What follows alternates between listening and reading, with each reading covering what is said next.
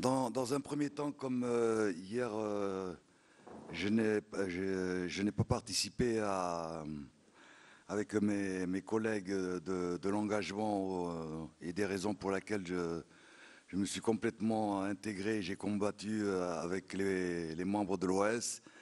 Je vais en faire un résumé et je vais d'abord vous dire que je suis un pathos. Bon, je vois que ça fait sourire, déjà ça me détend.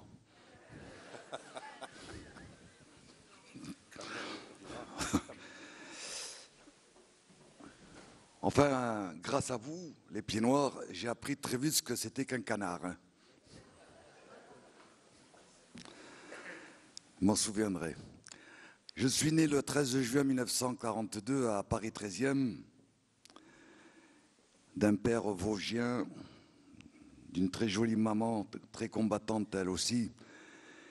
Et à mes côtés, j'avais deux frères, Gérard et Patrick.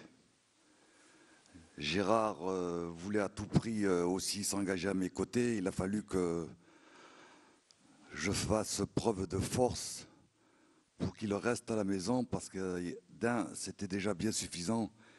Et mon père, qui était un militaire de carrière, a participé à bon nombre d'étapes et de combats qui ont été décidés par notre ami Frédéric et par Henri-Christian Giraud. Je suis arrivé donc le 26 mars 49 à Oran. On a débarqué au port d'Oran le 26 mars 49. J'étais à 3 mois de fêter mes 7 années. Nous avons été aussitôt mis dans un camp de tirailleurs algériens où il y avait des maisons pour nous accueillir. J'ai suivi l'enseignement à l'école primaire à Eckmühl. Alors j'ai ici présent un témoin d'importance. C'est M. Ange Caramante qui était président du Cercle algéraniste de Valence. Et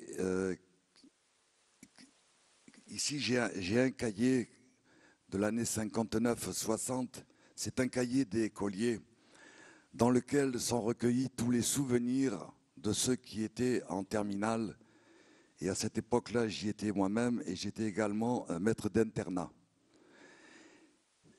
Hier, Ange Caramante a lu ce cahier de souvenirs et spontanément m'a dit « Mais c'est fou, il n'y a pas une faute d'orthographe. Mais t'as vu comme c'est bien écrit, il n'y a pas une faute d'orthographe. » Bon, on en est mort de rire. Et pourquoi? Je vais me faire traiter de fasciste, là, dans pas longtemps. Mais c'est tellement d'une évidence. J'ai eu l'occasion de fréquenter beaucoup de professeurs, puisque j'étais dans l'enseignement en Algérie et ensuite quand j'étais libéré de prison. Et encore aujourd'hui, je rencontre des professeurs qui n'ont de professeur que le nom. Parce que quand vous les lisez, quand vous essayez de les lire, et quand vous voyez le nombre de fautes, je me demande où j'habite, où je suis.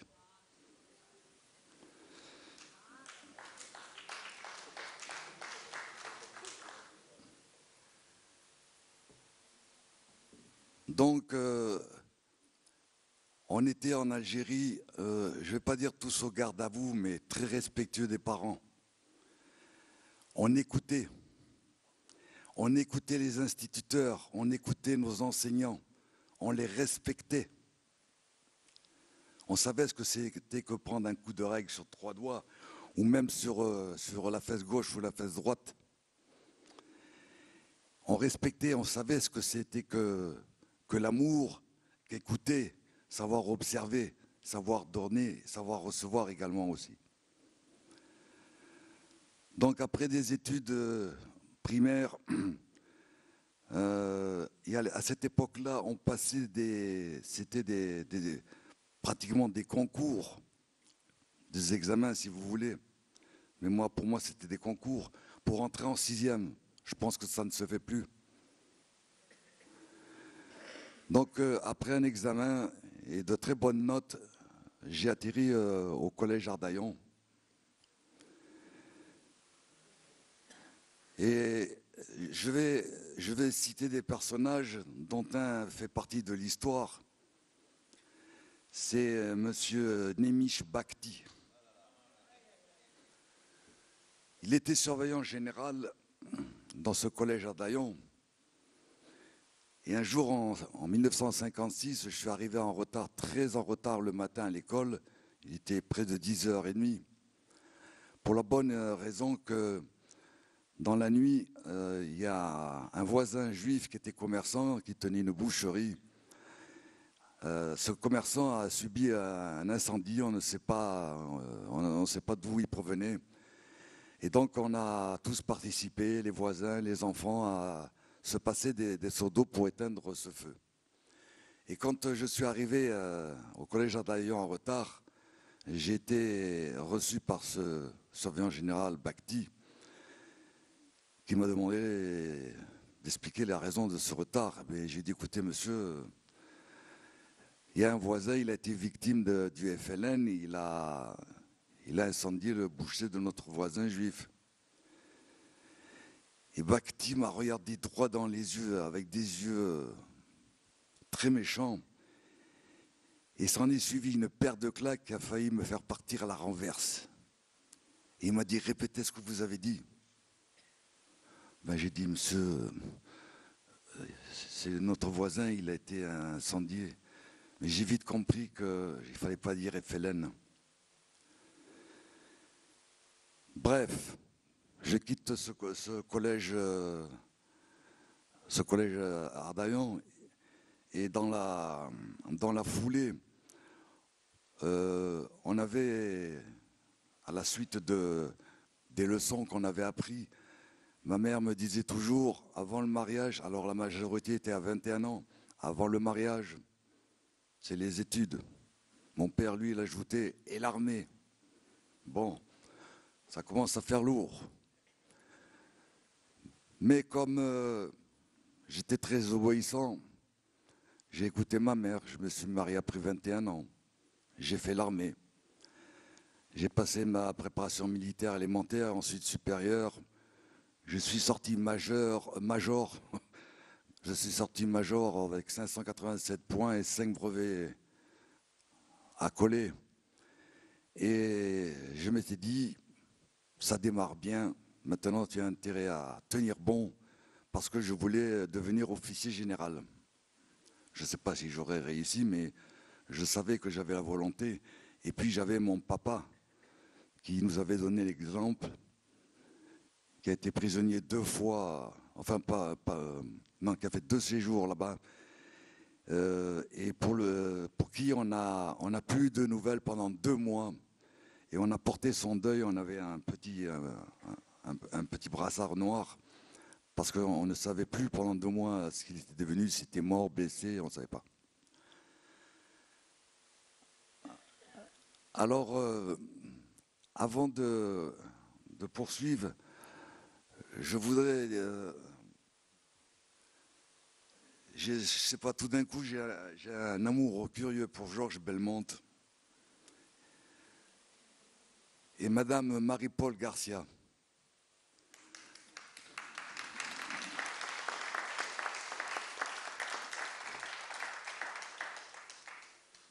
Alors, j'ai écrit quelques lignes ici. Aujourd'hui, à l'occasion de ce colloque organisé par le Cercle algériniste du Gers, je veux remercier Madame Marie-Paul Garcia, Monsieur Georges Belmont, tout d'abord d'avoir bien voulu m'inviter, mais, et surtout, reconnaître leur combat commun au service de l'histoire, contre l'oubli et contre les falsifications. J'imagine les difficultés, et j'ai écrit ça il y a une semaine et je me rends compte qu'on a des difficultés. Mais moi, ça ne me fait pas peur. Les difficultés comme les embûches auxquelles ils sont confrontés. Grâce à eux, nous voici réunis, vous, nous, à l'occasion de ces journées consacrées à l'histoire. Notre histoire aura pleinement sa place malgré ceux qui la travestissent, les idéologues, les politiciens et historiens borgnes et monos qui n'écoutent que d'une oreille. Et pour vous faire sourire, vous détendre un peu avant que je rentre dans le sérieux, ce que j'ai toujours été. Sourions donc en écoutant un petit peu un proverbe africain qui dit ceci. Tant que les lions n'auront pas leurs propres historiens, les histoires de chasse continueront de glorifier le chasseur. Si vous remplacez le lion par les pieds noirs, eh bien, l'affaire est entendue.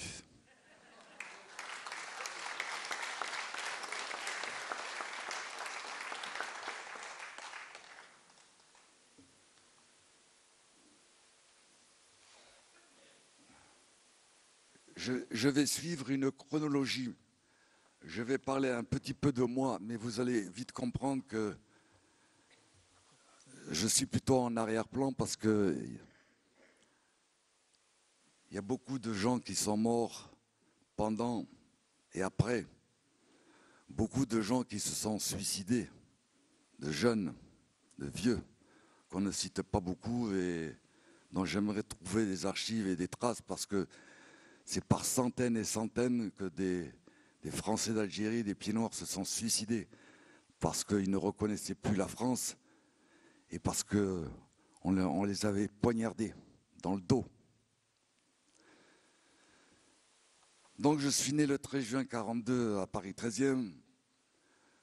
Je suis parti comme enseignant volontaire dans des postes déshérités dans l'Orléans villois. La première année à Hammam Rira, à côté de Miliana. Là, j'étais accueilli par une charmante directrice et un directeur d'expérience. Et j'avais une petite chambre. Les 4 pieds, c'était 4 troncs d'arbres. Et ma table de chevet, c'était un gros tronc d'arbre, très beau. Et on mangeait à la SAS, la section administrative spécialisée. Le repas était préparé par un Algérien, un jeune Algérien. Et il y avait dans cette SAS des métropolitains, il y avait des Pieds Noirs et beaucoup de... en dehors de la SAS, des groupes d'autodéfense. Et j'avais une habitude, il faisait très chaud en Algérie. Et j'avais l'habitude de boire beaucoup de menthe à l'eau. Et on m'appelait menthe à l'eau. Aujourd'hui, on ne m'appelle plus menthe à l'eau.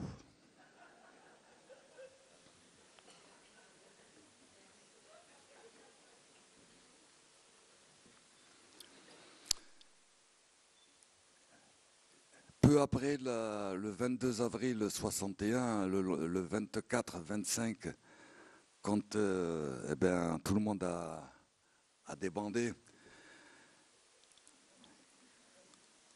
Non, je ne parle pas vulgairement. J'ai voulu absolument me rendre à Blida.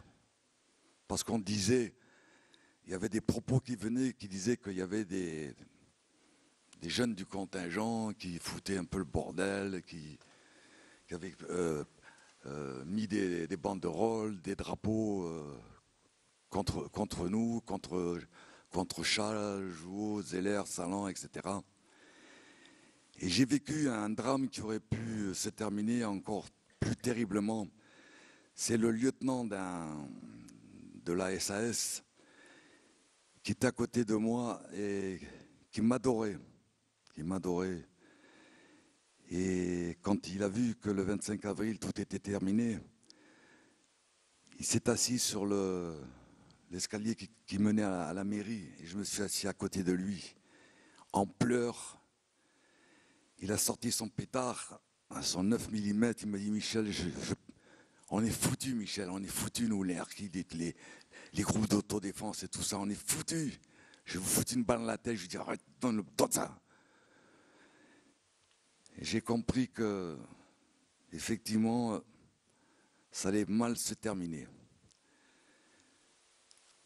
cela ne m'a pas empêché de poursuivre quand même mon travail d'enseignant et d'obtenir un deuxième poste à Ferme-Fourmeaux. C'est après Paul Robert et Rabelais, toujours dans l'Orléans-Villois. Et là, on a été très mal accueillis. C'était le contingent, c'était un régiment d'artilleurs. Bon, pour manger, il fallait aller sous la tente là et manger avec les troufions. Et un jour, il y a un de mes collègues qui s'appelle Pérez. Et lui, ça lui titillait toujours de taper tititi, tatata, tititi, tatata. Alors, bon, on a eu une première remarque, un deuxième coup de semonce. Et puis il a dit, je vous emmerde, je boufferai ailleurs, je me démerderai, mais je vais bien tout bouffer avec vous. Et moi, je ne pouvais pas l'abandonner, j'ai suivi. Et on a serré la ceinture pendant quelques temps. Après, on ramenait nos repas depuis Oran. Alors on partait en 4 chevaux, Orléansville-Oran. On avait tout le temps de se faire cravater la peau. Et puis, les affaires tournant mal, je ne suis plus retourné. J'ai démissionné sans avis, sans écrire. Et j'ai demandé à être recruté au sein de l'OS Oran. Et ça a été une grande difficulté. Parce qu'il fallait le faire dans la discrétion, il faut se méfier de tout le monde. Ça, mon père me l'avait appris et je l'avais bien retenu. Et donc, je ne savais pas comment faire, en parler, me renseigner sans que ça s'ébruite, sans que ça se sache. Et un jour, j'ai réussi à trouver quelqu'un. J'ai dialogué. Et j'ai vu que l'OS Oran était particulièrement cadenassée et qu'elle avait une très grande maîtrise de ce qu'elle faisait. D'ailleurs, Gérard Rosenzweig, qui est là, en sait quelque chose. Et donc, j'ai été invité une première fois à un rendez-vous. J'ai rencontré un monsieur que je ne connaissais pas, qui m'a demandé mon nom, mon prénom, ma date de naissance et pourquoi je venais, patati, patala. Bon, moi j'étais pressé d'adhérer, mais lui il voulait en savoir un peu plus sur moi, si j'étais pas une taupe. Et donc il m'a dit, bon écoutez monsieur, on se reverra un autre jour, mais c'est quelqu'un d'autre qui vous verra. Et il prendra rendez-vous à tel endroit, à tel lieu. Alors la deuxième fois, je n'ai pas vu le même personnage, ce n'était pas le même rendez-vous. Mais je me suis rendu compte d'une chose, c'est qu'à chaque fois, cette personne avec laquelle je rendez-vous n'était jamais la première. Et très bon. Donc j'attendais. Et puis, mon engagement a été acté par le fait que on m'a demandé mon bulletin de salaire d'enseignant et on m'a dit à partir d'aujourd'hui, vous toucherez la moitié du salaire. La moitié de ce salaire va vous servir à vos déplacements, à votre logement, à votre nourriture, etc., etc. À vous de voir. Réfléchissez avant de vous engager, de signer. Bon, j'ai dit, mon engagement a été décidé, j'y vais. Alors, ça a été une histoire terrible parce qu'il n'y a pas un jour, pas une nuit où on ne se déplaçait pas. Ma mère, elle était déchirée par terre, elle m'arrachait les genoux, elle pleurait. Mon père comprenait davantage mon engagement. Ça a été très dur, mais moi, je ne voulais absolument pas faire marche arrière. Donc je me suis engagé. Et j'ai encore des responsables de l'OS Oran qui sont sur le côté de Nice, à Antibes, etc. Je peux citer les noms. C'est M. Athanase Georgopoulos, M. Robert Tabarou, qui était ancien boxeur à Oran. Et donc, j'étais notamment sous les ordres de Georgopoulos. Et j'ai participé à de très nombreuses opérations. La plupart de ces opérations, on les montait soit à l'intérieur, soit à l'extérieur de la ville, et souvent très loin d'Oran. Et il fallait changer de tenue. C'est-à-dire que je me suis retrouvé à 19 ans en agent de police. Oh, j'étais comme un mur, j'étais crédible. Et d'autres fois en ouvrier d'électricité et gaz d'Algérie, en gendarme mobile. Je ne savais plus qui j'étais.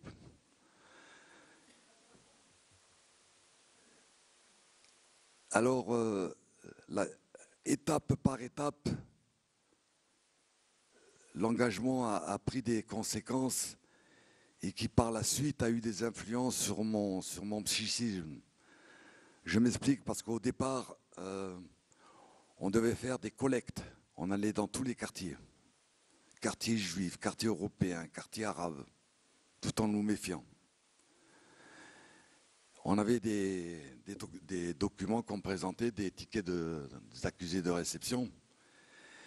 Et voilà. Et ensuite, on rapportait l'argent à un responsable de l'organisation d'Oran. Ensuite, après, c'était la distribution de tracts. Ensuite, c'est l'accompagnement de valises bourrées d'argent. Alors, parmi vous, j'ai 2 collègues qui me titillent, là, qui me soupçonnent d'avoir piqué les 2 milliards à Oran. Non, mais ils aiment bien rire. Et après, là, les choses ont tourné. Parce que on m'a remis, dans un premier temps, un Mac 50 9 mm, et après, c'était la Mat 49. Et les opérations étaient sanguinaires, mais ciblées. Je dois dire qu'à Oran, je regrette qu'à Alger, ça se soit passé comme ça. C'était la journée des Fatma, la journée. Moi, j'ai dit non. Si vous foutez le même bordel, je pars. Et à Oran, c'était des opérations très ciblées, vérifiées. De ce côté-là, j'ai aucun reproche. J'ai aucun sentiment de regret de quoi que ce soit. Oui, j'ai tué. La première fois, j'étais comme ça. Bon. Le 21 mai 62, il y a une famille que je peux citer, qui lui-même c'était Tony Garcia, qui était dans l'Ouest Oran. Son frère a été tué alors qu'il était à scooter en bas du port d'Oran. Et sa famille m'a fait appeler d'urgence parce qu'il y avait des renseignements très pointus qui concernaient notre organisation à Oran. Et j'ai obéi, on a pris la 403. À l'intérieur de la 403, il y avait un lieutenant déserteur des légionnaires du régiment étranger de parachutistes. Et derrière, il y avait 2 pieds noirs, Horta Pierre et Garcia Pierre, dit Petit Pierrot, qui est décédé il y a 2 ou 3 ans. Et moi-même, j'avais interdit à tous de porter quelque arme que ce soit. Le seul qui ne l'a pas respecté, c'était moi. J'ai gardé mon revolver.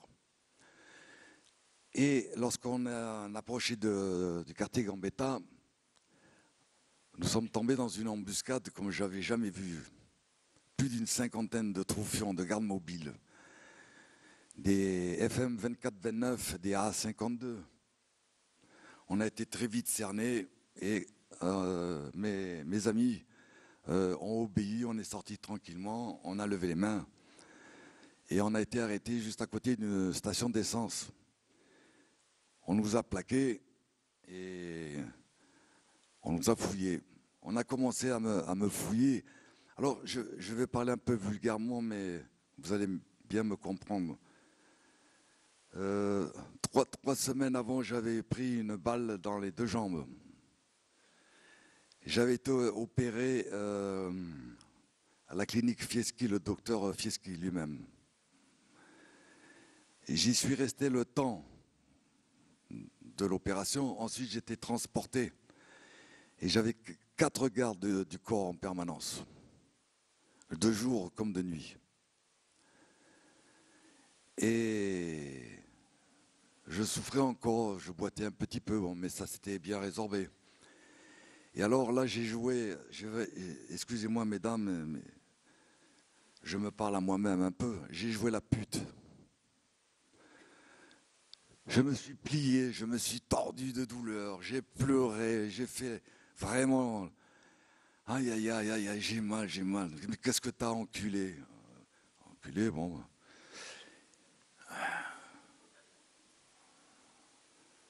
Bon, il a fini la fouille, en fait, il a jamais pu la faire, ça s'est arrêté au sein. Il est passé aux autres.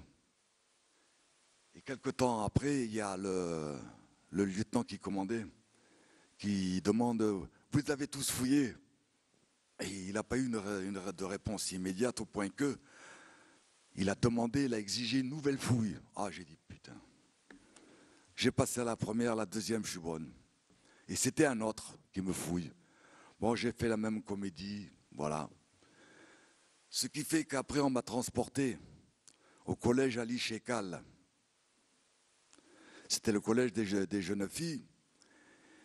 Et j'ai subi un premier interrogatoire. On me demandait comment je m'appelais, j'avais ma carte d'identité. Alors, mon nom c'était Sénès. J'avais adopté un nom de pied noir, en plus d'avoir adopté plein de choses. Sénès Louis René. Voilà. Et le garde mobile me regarde, et tout fier de lui, il se rapproche de moi en glissant ses coudes sur le bureau. Et il me dit, ah mais oui, Sénès, comme scène, comme scénario. Je dois vous dire que quand on n'est pas préparé psychologiquement ou physiquement à ce genre de questionnaires, etc., il nous arrive de nous trahir nous-mêmes par un gestuel, on se gratte le nez, on se touche, on se gratte le genou. Moi, il y avait longtemps que mon père m'avait appris beaucoup de choses et que je lui dois encore aujourd'hui beaucoup. Je n'ai pas bronché. J'ai fait comme si je n'avais même pas écouté. Il y avait un quart d'heure quand on était dans le collège Ali Shekal, on entend des rafales de fusils mitrailleurs et de pistolets mitrailleurs. Et c'est un camion de 16 000 litres d'essence qui a percuté le mur du collège Ali Shekal, qui est rentré. Et ça commençait à flamber, à péter de partout. Et j'ai dit, là c'est bon, on va pouvoir se barrer.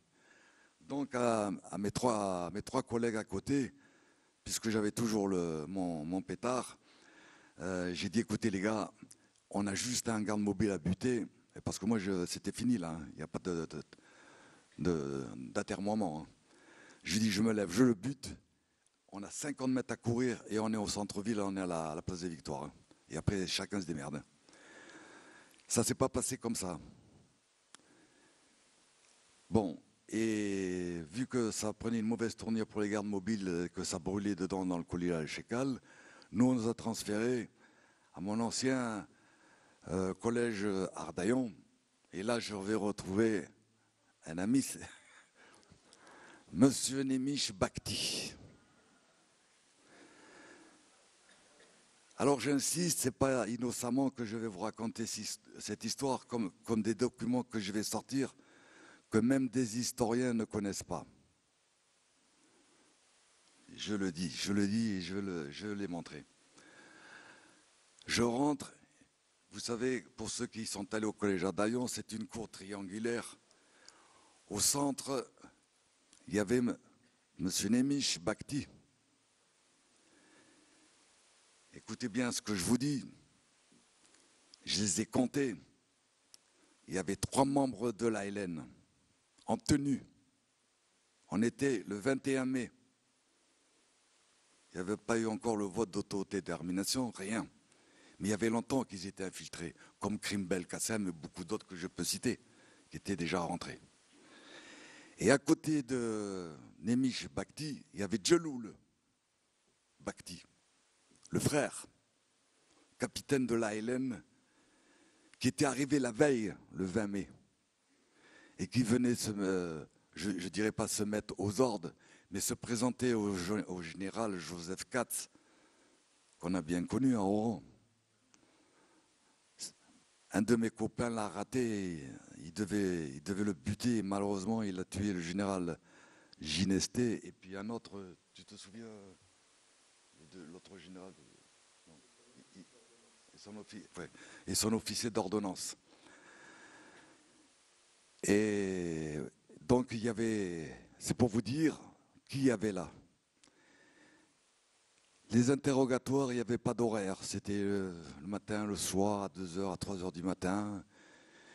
Moi, je dormais sur une porte qui avait volé en éclats, puisque le collège Ardaillon aussi avait été bombardé. Un camion-citerne avait détruit toute la caserne de pompiers et fait pas mal de dégâts au collège Ardaillon. Donc il n'y avait pas d'heure d'interrogatoire. Dans mon revolver, dans mon pistolet plutôt, il y avait 6 balles dans le chargeur, 1 balle dans le canon, et en permanence j'avais dénoyauté la sécurité. Donc tout était prêt à fonctionner. Avant de rentrer, j'ai oublié de vous dire quelque chose. C'est pour vous dire qu'on avait affaire à des salopards, à des vicieux, à des ordures, parce qu'il faut que j'emploie des termes adéquats. Quand on est descendu de 3-4 GMC parce qu'ils avaient récupéré d'autres, ils faisaient des rafles partout. Juste en face du collège Ardaillon, il y a le village nègre. Il y a là une avenue à traverser. Ils nous ont fait lever les mains, ça dure au moins 1/4 d'heure. Et ils nous disaient, alors les pingouins là, alors les espingouins, faites-moi les marioles, hein, les enculés là. Hein. Ben maintenant vous allez savoir ce que c'est. Et on entendait les youyou, Jézaïr, ya, Jézaïr, et ça gueulait, ça hurlait. Et j'ai beau être fort, j'ai beau vouloir être fort, mes genoux tremblaient, au point que je me baissais, j'essayais de me bloquer pour ne pas avoir honte de moi-même et de montrer que je tremblais.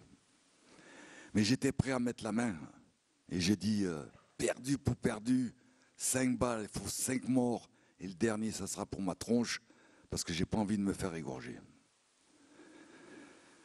Donc j'ai passé les interrogatoires de nuit, de jour au collège Ardaillon. Ensuite, on m'a transféré à la DMPJ. C'était à la rue Saint-Philippe, pour ceux qui connaissent, proche du quartier général du général Katz. Et là, j'ai été particulièrement étonné parce que j'ai retrouvé des inspecteurs de police, de métier, qui étaient des anges. Je vous assure, des anges. Et j'ai compris très, très vite pourquoi. C'est quand ces personnes, une soixantaine environ, qui étaient réparties sur Alger, Oran et une partie sur Constantine, ces gens venaient en renfort pour mener des enquêtes, des interrogatoires, etc. Mais Oran avait eu cette particularité, c'est que quand ils sont arrivés en avion et qu'ils ont atterri à la Signa, leurs noms, un par un, et leurs prénoms ont été annoncés par voie de haut-parleur. C'est à dire qu'on leur souhaitait un bon accueil. Donc, je suis resté 3 semaines sans qu'on sache mon vrai nom. Ici, j'ai la preuve. C'est après 3 semaines, estimant que mes parents, parce qu'on s'était convenus, je les ai plus revus du jour là où je suis rentré dans la clandestinité. Et je leur ai dit, ils vont comprendre, et peut-être que mes collègues des commandos vont les alerter de prendre la poudre d'escampette et de partir en métropole. Donc j'ai estimé ces 3 semaines suffisantes. Et lorsque j'étais interrogé au tribunal d'ordre public à Tlemcen, le juge d'instruction commençait à s'impatienter. Et au bout du 2e jour d'interrogatoire, qui a duré 8 heures, sans manger, sans rien, lui, on lui apportait le repas, il mangeait là sur le bureau. Là. Les gardes mobiles allaient manger, ils s'échangeaient. Mais moi, j'en ai rien à faire. parce que je suis bâti d'une autre texture. Et au deuxième jour, j'ai dit, eh ben voilà, tiens, on va passer aux aveux. Ben, je m'appelle bien Deloncle Michel, mais j'ai quelque chose de très grave, de très important à vous dire. Je vais vous le dire quand même. Je suis le premier adjoint au général Jouot.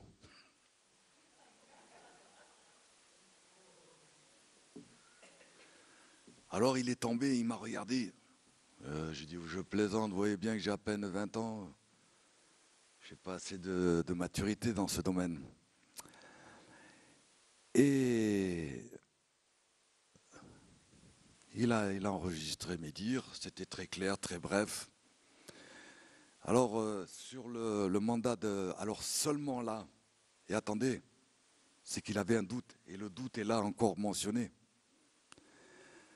Il note mon nom, et il n'est pas sûr que je sois Delenclos, comme il n'est pas sûr que je sois Sénès. Donc il met Delenclos Michel, pouvant être Sénès Michel ou Louis-René, fils d'eux, etc. Je l'ai là. Donc moi j'étais certainement crédible par ma posture, mon positionnement. Je dois vous dire que juste avant de rentrer, parce que ça c'est de l'histoire, on est arrivé par hélicoptère, on est parti du camp d'Arcole, parce que j'étais interné au camp d'Arcole aussi, c'est vrai. J'ai participé au creusement d'un tunnel au camp d'Arcole, on était à 40 mètres. On avait passé le mur et les barbelés de 1,50 m à peu près. On était à 2 ou 3 jours de l'évasion. Donc on nous transporte en avion, en hélicoptère. Et avant d'atterrir, je regarde le sol et qu'est-ce que je vois? 2 drapeaux. On était le 9 mai. Et les 2 drapeaux, le bleu, blanc, rouge, notre drapeau, et à côté le drapeau FLN, le 9 mai. Eh bien j'ai dit c'est le beau bordel, hein, parce que ça c'est en contravention des accords d'Évian déjà. Hein. Et il suffisait de prendre des photos et de prendre des témoins, etc. Enfin je l'ai vu, je ne suis pas le seul. On nous a mis en colonne en file indienne et il y avait un arabe qui était FLN, c'était à savoir, parce qu'effectivement, c'est ce que les métropolitains n'arrivent pas à comprendre aussi, mais il va être trop tard pour eux quand ils vont le comprendre. C'est que là-bas, combien il y avait réellement de vraies flouses? Les autres, s'ils ne suivaient pas, c'était quoi? Eh bien, c'était une oreille essorillée, ou le nez énasillé, ou l'œil énucléé. Et après, c'était la gorge. Après, c'était les cacahuètes et j'en passe. C'était la femme, les enfants. Mais ça se passe là, dans certains quartiers là. Donc il y avait un pauvre musulman là à côté. Quand je passe, enfin je le voyais qu'il riait, il nous insultait en français, en arabe. Et quand à moi il m'a regardé particulièrement avec une espèce d'animosité, alors je lui ai craché à la gueule et je l'ai traité de tapette en arabe. Alors je m'attendais à une réaction de sa part, physique. Manque de peau, j'ai pris un coup de masse 56 dans le dos. C'est le garde mobile qui m'avait défoncé derrière. Je suis tombé au sol. Bon ben, je me suis relevé et ils m'ont mis aussitôt dans une espèce de lavoir, 3 mètres sur 2 là, par terre, mais pas de lit, rien. Hein. Le soir, ils m'ont donné dans une assiette de l'eau, dans une assiette, et un bout de pain. Voilà. Et ça a duré 3 jours. Après, ils m'ont remis avec mes collègues. Et après Tlemcen, j'ai fait mes adieux à bord d'une caravelle. J'ai fait mes adieux à l'Algérie que je ne voulais pas quitter. Et à bord de cette caravelle, il y avait normalement que des prisonniers de l'OS.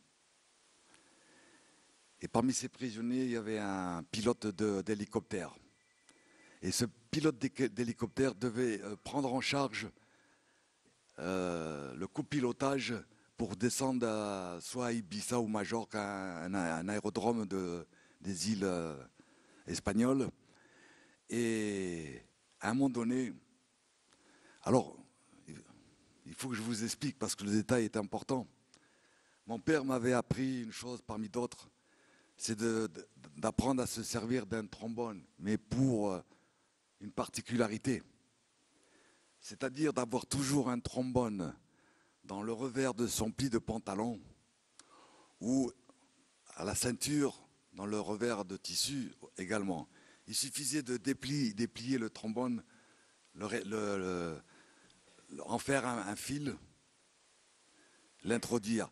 Ça permettait une chose, c'était de se débarrasser des bracelets, des menottes.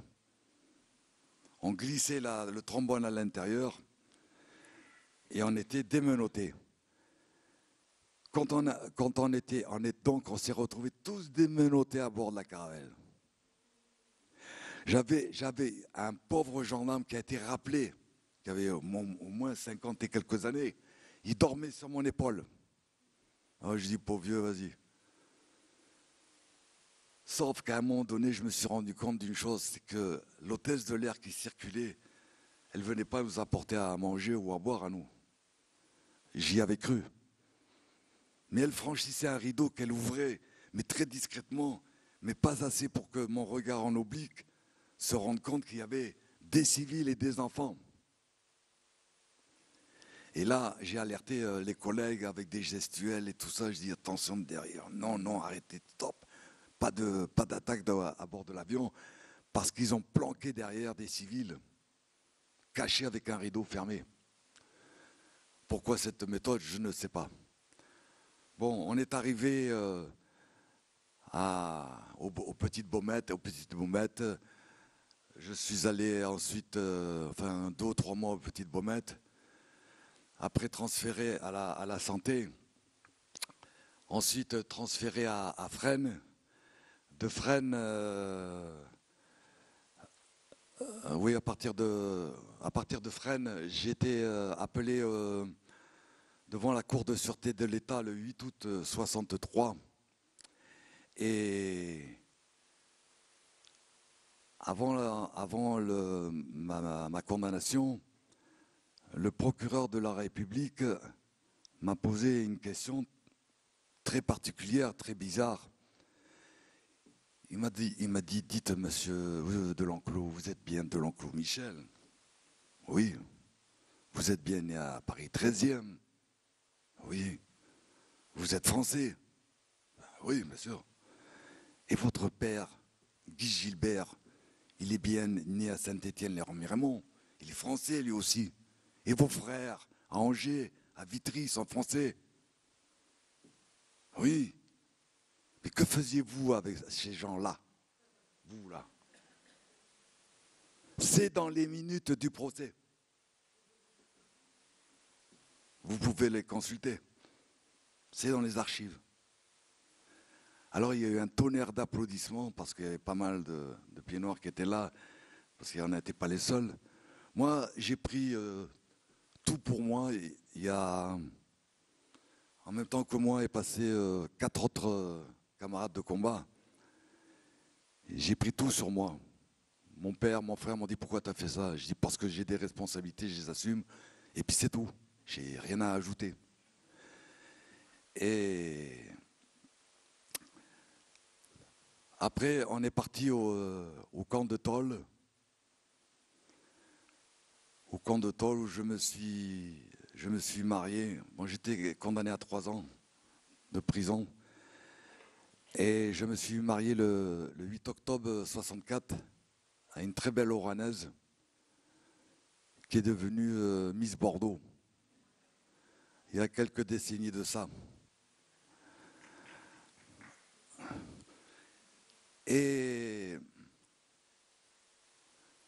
je vais arriver à un drame. Je vais vous parler des traumatismes, du PTSD, Post-Traumatic System Disorder. C'est une étude américaine qui s'est penché sur les troubles psychiques dus à des événements, à des guerres, etc. Et ces réactions peuvent être très rapides dans les 5 minutes, dans les heures qui viennent, dans les jours, mais dans les mois et les années. Et quand j'ai voulu reprendre mon travail à l'Éducation nationale, quand je suis sorti de prison, puisque j'étais sorti sous le couvert d'une amnistie, ce que tout le monde croit encore aujourd'hui, je suis persuadé. Seulement quand vous consultez dans le détail l'amnistie, ce n'est pas une amnistie. Je vais vous expliquer. C'est une fausse amnistie. La preuve en est que quand j'ai demandé à... Et tout ça, je l'ai. Hein, quand j'ai demandé à vouloir réintégrer l'éducation nationale, on m'a dit « Cela n'est possible qu'à partir du moment où vous écrivez une lettre personnelle à un enfoiré dont je ne prononcerai pas le nom, le général de division, comme l'appelait Vincent Auriol, l'ancien président de la République, le monsieur Petsek. Et donc, on m'a dit ça. J'ai dit, ah bon, mais c'est étonnant, pourtant, je suis amnistie. Non, non, monsieur. Alors, je vais rester poli. J'ai pensé en moi-même, j'étais très vulgaire à l'égard de ce monsieur-là qui se disait président, là. Et je ne suis pas rentré dans l'enseignement, en tout cas pas de suite.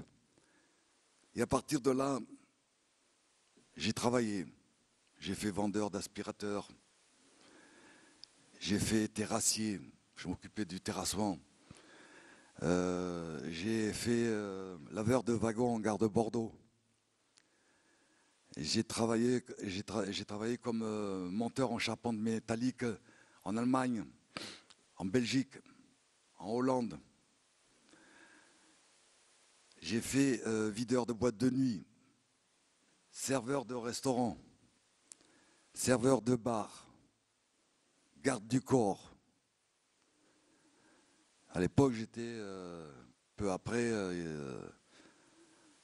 plusieurs fois champion de France de karaté international, puisque j'ai participé à l'équipe de France.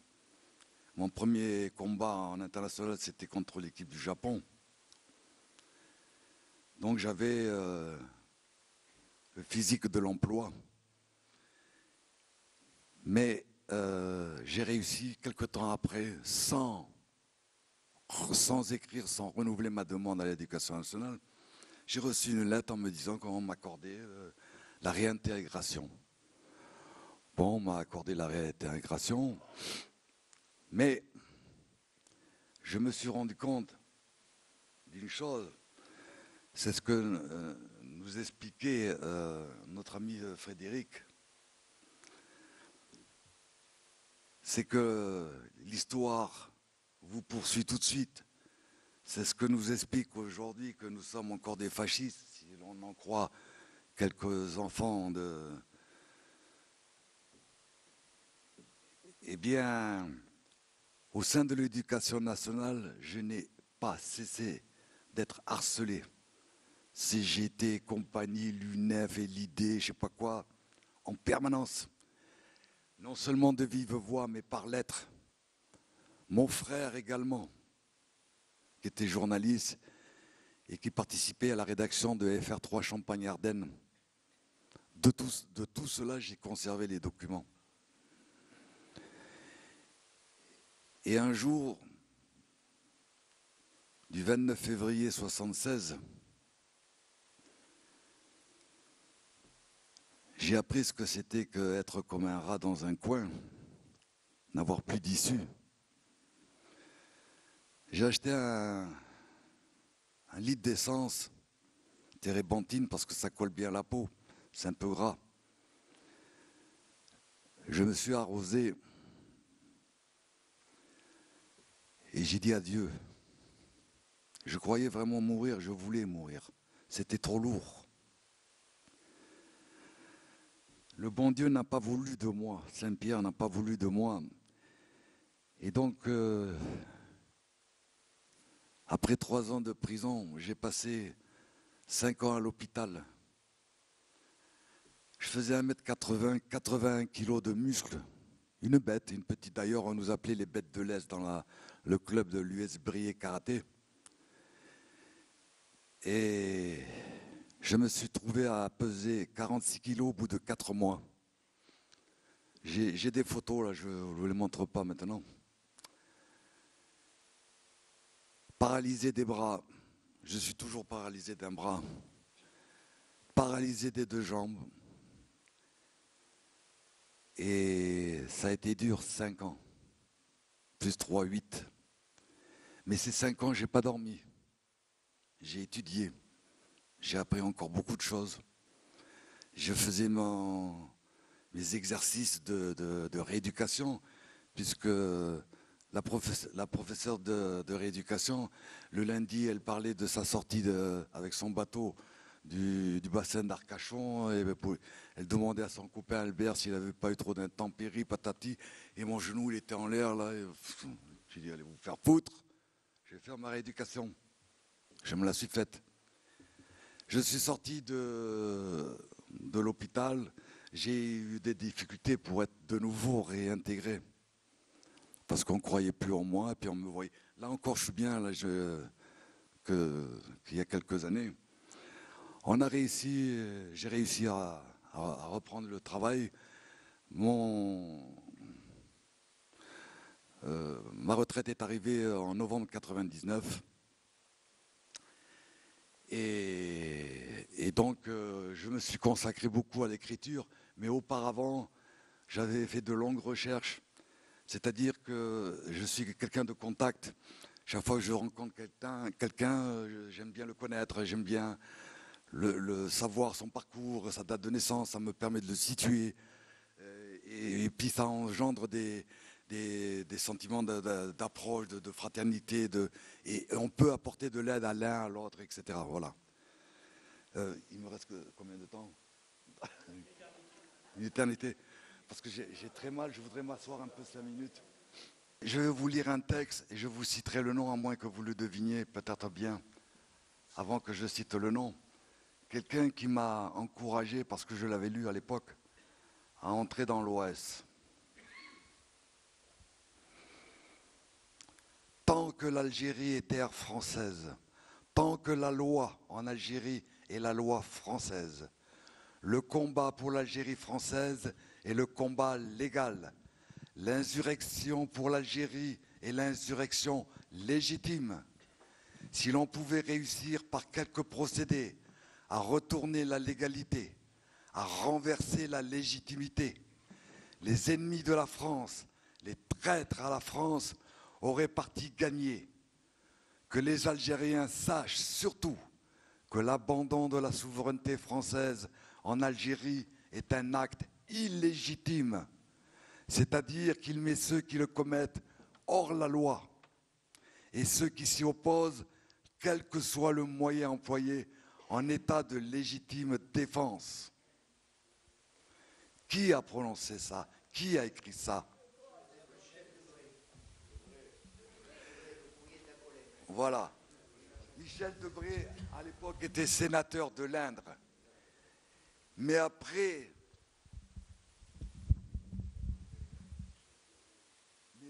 mais par la suite, c'est à opposer avec ces textes quand il était le subordonné de De Gaulle.